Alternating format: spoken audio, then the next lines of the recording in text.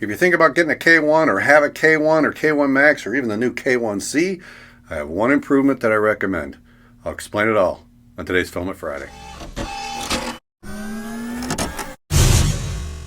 This video is sponsored by PCB Way. This video is also brought to you by the generous donations of my Patreon supporters. In a previous video, I showed you how I was printing bases for snap circuits, and I wanted to print a whole bunch of them. So I printed some of them on my Bamboo Labs P1S with a textured build plate, and they came out great. And then I was printing some on my K1 Max with an even bigger bed. And I was getting issues. I was starting to see the first layer wasn't sticking as well. So I had spots where it was really rough, and it was actually affecting these things from snapping together.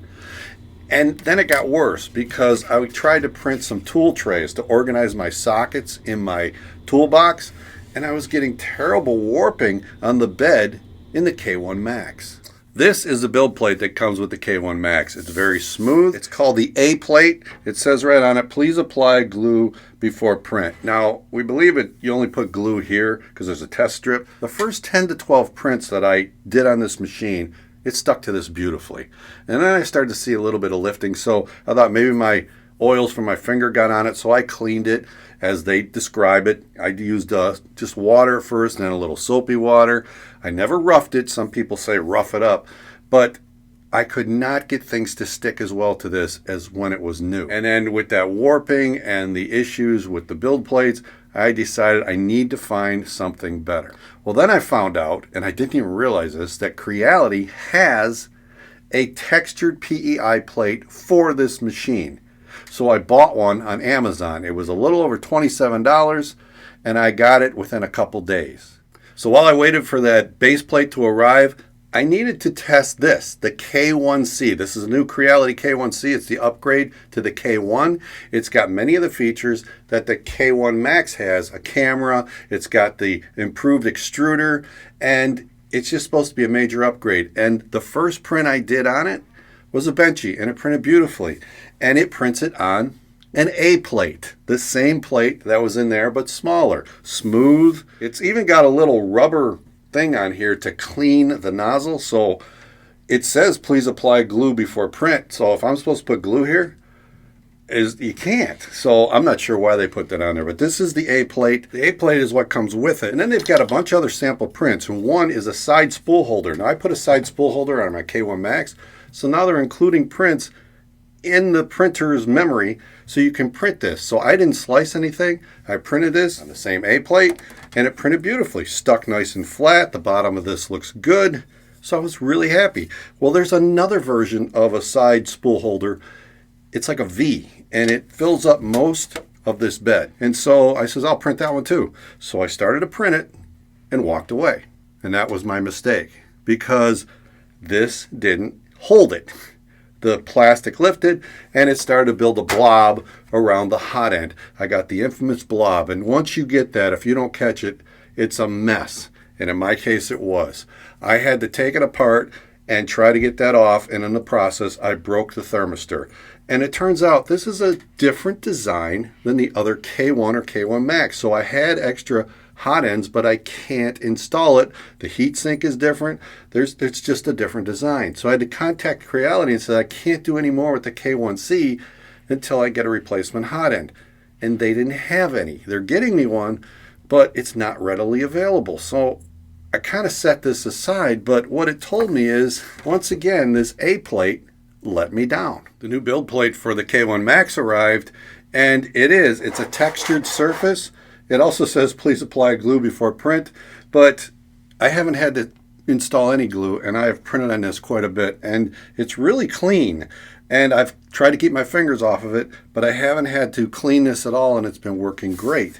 For example, here's that socket holder, and it's smooth. It's got a nice textured finish. It's smooth. It's square. The only problem I had with this is I ran out of filament, so there's a line going right where I replaced the filament. Other than that, this is almost a perfect print.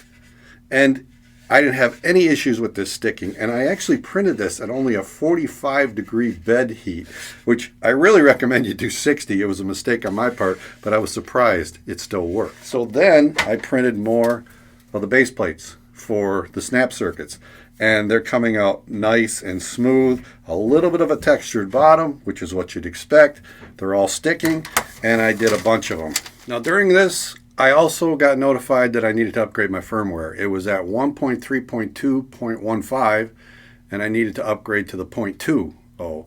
And so I did that, and then I had to recalibrate the input shaping and the bed level, the auto level, because I thought I might have some issues there.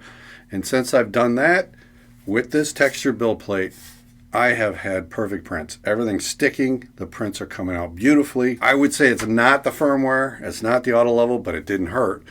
But this build plate, this B plate, is what this machine should have out of the box. Creality should include this in the box, especially if you're going to charge $899 for this, although you can get it for $699 at Micro Center. They should include this textured build plate with this machine. In fact, every K1 should have this B plate, not the A plate. I think the A plate, to me, is garbage. So if you've got a K1, maybe the A plate's working for you, and that's fine. But I highly recommend you buy yourself a B plate. I'll put a link to it in the description below. You don't have to use that affiliate link, but I highly recommend you get a B plate for your K1 or K1 Max or K1C before you get the blob. And if you're interested in electronics, or you want to do CNC machining or 3D printing on a professional printer, check out PCBWay.com. PCBWay.com is a great service for all your projects, especially electronics. You can get 10 circuit boards for $5 plus shipping. And if you need assembly services, they offer that for a low cost as well. They also offer CNC machining, 3D printing, sheet metal fabrication, and injection molding. And if you upload a Gerber file, you can get an instant quote. And you can tell them all the features that you want, single-sided, double-sided, what color solder mask you want. You put all that in and you'll get a quote plus shipping. So check out PCBWay.com. And if you're interested in seeing more electronics on the channel, let me know in the comments below. If you like what I'm doing here, maybe check out some of the other videos popping up. If you want to help support the channel, Patreon is one way, or a membership at thangs.com. And if nothing else, click on that Filament Friday logo and subscribe. I'll see you next time right here at Filament Friday.